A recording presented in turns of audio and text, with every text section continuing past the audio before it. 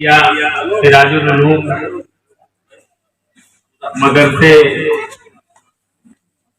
के कर्ता धर्ता भाई मौलाना जलालुद्दीन जी और यहाँ पर जितने लोगों का नाम अभी संचालक महोदय ने लिया,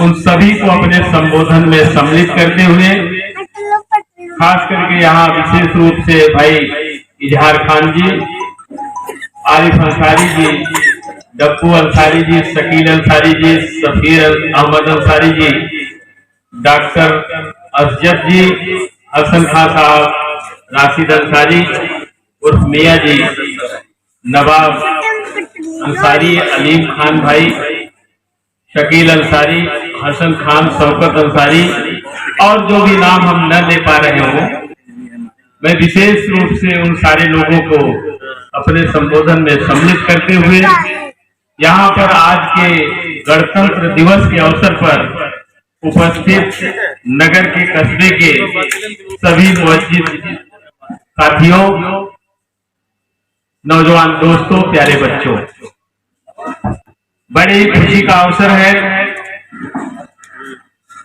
कि आज पूरा भारत देश 74वीं वर्षगांठ गणतंत्र दिवस की मना रहा है। ऐसे अवसर पर यह विद्यालय खास करके जामिया सिद्दीकिया सिराजुल उलूम भी बड़े धूमधाम से इस गणतंत्र दिवस को मना रहा है। इसके लिए मैं अपनी तरफ से और जिला समाजवादी पार्टी की तरफ से उन्हें हार्दिक मुबारकबाद देता हूँ, हार्दिक बधाई देता हूँ। और मैं खास करके यहाँ पहुंचने के क्रम में मैं उन बच्चों को धन्यवाद देना चाहूंगा जो बच्चे मेरे पास जाकर के और हमसे हर हालत में उनका ये हुआ कि हर कीमत पर किसी तरह से आप जरूर आए मदरसे में।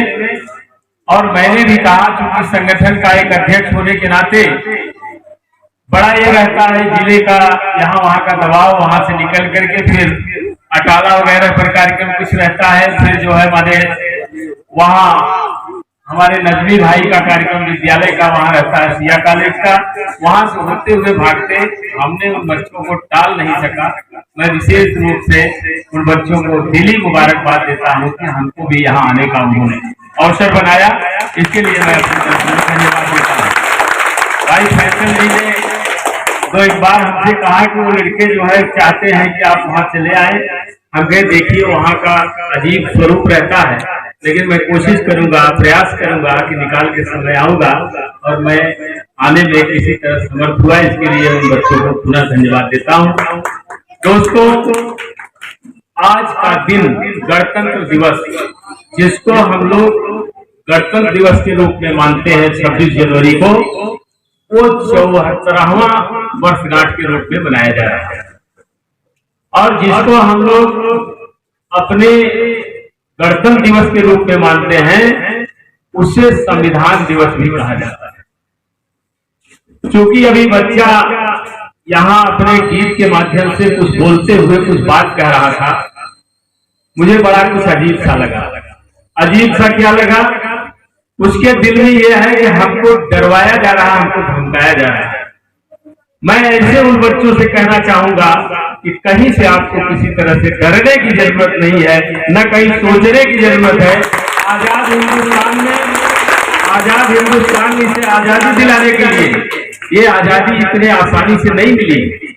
भारत देश गुलाम था और गुलामी के समय आजादी के जंग की लड़ाई उस समय के नौजवान सपूत जब लड़ रहे थे, उनके माता पिता और अभिभावक उसमें हिंदू ही नहीं था, हिंदू मुसलमान दोनों लगे थे कि देश हमको आजादी मिले। अगर हिंदू ने अपनी जान गंवाई है तो मुसलमानों ने भी अपनी जान गंवाई। और इन गंवाने के बाद ये आजादी मिली है, उस आजादी के बाद इस देश में संविधान लागू हो गया। किसी की सोच होगी किसी तरह की बात करने की, चाहे देश और प्रदेश की बैठी हुई सरकारें ही क्यों न हो, ये व्यक्ति की सोच हो सकती है, लेकिन देश चलेगा संविधान के रास्ते। जहां आज हम गणतंत्र दिवस मना रहे हैं, वही हमारा संविधान दिवस भी है, और वहीं इसे हम लेखा जोखा का भी दिवस करते हैं। इतने दिनों की आजादी में हम क्या पाए और क्या खोए, ईमानदारी और सच्चाई से कहें दोस्तों, तो जिन लोगों ने देश को आजाद करा के देशवासियों के हवाले कर दिया, उनकी आत्मा को अभी शांति नहीं मिली। क्यों नहीं मिली है? कभी ग्रामीण अंचल को भी उठा के देख लीजिए, नगर को उठा के देख लीजिए, मानव का कुछ जन्म सिद्ध अधिकार होता है, उनकी कुछ मूलभूत आवश्यकताएं होती हैं। किसी भी गांव में चले जाएं, हम खड़े होकर अगर वहां चर्चा करें, नगर के कहीं कहीं के मोहल्ले में जाके हम चर्चा करें कि व्यक्ति के लिए जरूरी होता है सड़क, बिजली, पानी, दवाई और पढ़ाई। ये देश की सरकार, प्रदेश की सरकार अमृत महोत्सव मना रही है, लेकिन दोस्तों मैं उसको मानने के लिए तैयार नहीं। मैं इसलिए मानने के लिए तैयार नहीं हूं, सड़क, बिजली, पानी, दवाई और पढ़ाई, ये उनका मकसद था जिन लोगों ने आजादी लेने का काम किया, और उनकी आत्मा को शांति अभी नहीं मिली है कि कहीं कहीं लोग इन चीजों के लिए मूलभूत आवश्यकताओं को नहीं प्राप्त कर पाए। अगर वो नहीं प्राप्त कर पाए हैं तो किस तरह का अमृत महोत्सव? समय बिताने का हमसे पीछे आजाद होने वाले देश वो विकसित देश की श्रेणी में आ गए, हम विकासशील बने हुए हैं। तो ऐसी दिशा में मैं कहना चाहता हूं विशेष रूप से कि आज के दिवस के लिए एक चीज का संकल्प लेने का भी अवसर है, जिसमें इस बात का संकल्प लिया जाए। मैं जानता हूं गीता, कुरान, बाइबिल ये सब लोग पढ़ते हैं अपने तरीके से, अपने इत्मीनान के लिए, लेकिन इतना और दिमाग में रख लीजिए कि हर हालत में जहां गीता, कुरान और बाइबिल हम पढ़ के अपना इत्मीनान करते हैं, उससे जिनकी नीयत खराब है उनके चेहरे पे कोई फर्क पड़ने वाला नहीं है। इसलिए आपको संविधान को भी देखना पड़ेगा। संविधान आपको बराबरी का दर्जा देता है। हर एक व्यक्ति को, जिन लोगों ने तमाम सारी परिस्थितियों में देश को आजाद कराया और देश में उन संविधान को लागू करने वाले, बड़ी असमानता थी। किसी बहुत बड़े आदमी को यह तय था कि इनको इतना वोट डालने का अधिकार है, इनको इस इलाके में इतनी ताकत, इतना पावर मिला हुआ है। लेकिन जिस समय आजादी मिल गई और संविधान बनाने वाले उन सारे लोगों के मन में आया, बाबा साहब भीमराव अम्बेडकर को ही मैं नमन करना चाहूंगा। उस समय के जितने हमारे सूफी संत, मौलाना, तमाम सारे लोग थे, उन सभी लोगों को मैं नमन करना चाहता हूं। इसलिए उन लोगों ने कहा कि अब इसमें खाई नहीं रहेगी, इसमें बड़ा छोटा नहीं रहेगा, इसमें समान अधिकार लोगों को दिया जाएगा, और यहां तक कि बड़े लोगों को वोट डालने का ज्यादा अधिकार दिया। लोग, इसके पहले लोगों ने कहा कि नहीं, वो अधिकार रहना चाहिए, जिसके पास 25 लाख बैंक बैलेंस रहेगा उसको ज्यादा वोट देने का अधिकार रहेगा। लेकिन उस समय संविधान समिति के जितने भी लोग थे, उन सारे लोगों ने कहा मैं संविधान नहीं लिखूंगा, और इसलिए नहीं लिखूंगा कि जो एक बड़े आदमी को अधिकार होना चाहिए, एक कमजोर आदमी को भी वही अधिकार होना चाहिए, और बराबरी का अधिकार जब तक संविधान में नहीं दिया जाएगा तब तक इसको हम मानने वाले नहीं हैं। और दोस्तों, खास करके मछली शहर के लोगों, निश्चित रूप से वो संविधान उन्हीं के लिए नहीं है, हमारे आप सबके लिए है। और जब सबके लिए है तो हमको ये संकल्प लेने की जरूरत है, संविधान को न मानने वालों को हम भी नहीं मानते, और संविधान के मानने वाले को हम मानते हैं। इसलिए कहीं से सोचने का विषय नहीं है। इन्हीं बातों के साथ विशेष रूप से दिल मन में बहुत कुछ रहता है, और मछली शहर मेरा वो स्थान है, नौनिहाल बच्चे यहाँ पर बैठे हैं, इनकी जो उम्र समय है तब से मैं भी मछली शहर में रहता हूँ। बड़े बुजुर्ग हमारे इस चीज को जानते हैं। साइकिल जब मैं ऊपर गद्दी पर बैठ के नहीं चला पाता था, और जब बगल वाले हिसाब से पकड़ के, जिसको कहा जाता है कैंची चलाना, तब से चलाता हुआ मैं मछली शहर में घूमता हूँ।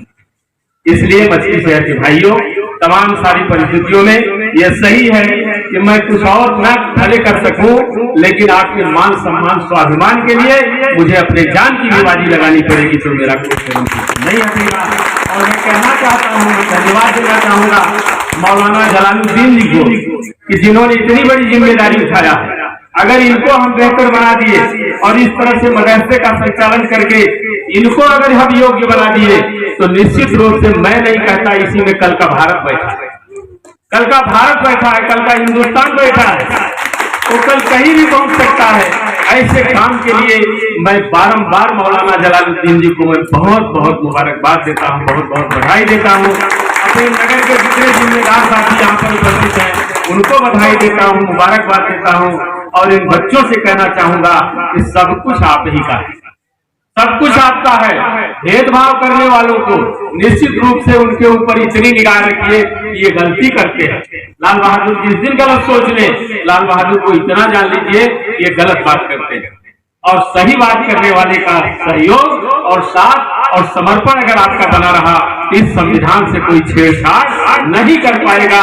उसकी चाहे भी इतनी नीयत खराब हो, लेकिन ये संविधान देने वालों ने इसमें हर चीज दिया है। हम बाबा साहब को नमन करते हैं, प्रणाम करते हैं, मौलाना साहब को नमन करते हैं, उनको प्रणाम करते हैं जो हमारे बीच में नहीं है अपनी खूबियों को। लेकिन उसमें मेरा ये कहना है, हम उनको मानते हैं कि उनकी मानते हैं। उनको का मतलब हुआ कि उनकी शकल को ही देखते हैं या उन्होंने जो विचार दिया है क्या उसको भी मानते हैं। अगर हम विचार को मानते हैं तो विचार कभी किसी का मरता नहीं है, वो भले हमारे बीच में न रहे। और आज के दिवस में अगर हम इस बात का संकल्प लेते हैं, उस संकल्प को ले लेने के बाद फिर हमको अपने रास्ते से कोई हटा नहीं सकता है। इन्हीं बातों के साथ गणतंत्र दिवस के अवसर पर एक बार पुनः आप सबको बधाई देते हुए, आप सभी के मंगल भविष्य की कामना करते हुए अपनी बात समाप्त करता हूँ। आयोजक गणों को बहुत बहुत बहुत देर भी हुई है, सुबह से सब लोग आए हैं, काफी समय हुआ है। और मैं समझता हूँ मौलाना साहब अब लोगों को मिठाई भी खिलाएंगे और मिठाई खा के लोग जाएंगे। गणतंत्र दिवस हमारे लेखा जोखा का भी दिवस कहा जाता है। जिस तरह हम किसी चीज को करने कराने का, इससे बड़ा कोई त्योहार भी नहीं होता है। बहुत बहुत धन्यवाद। जय हिंद, जय भारत।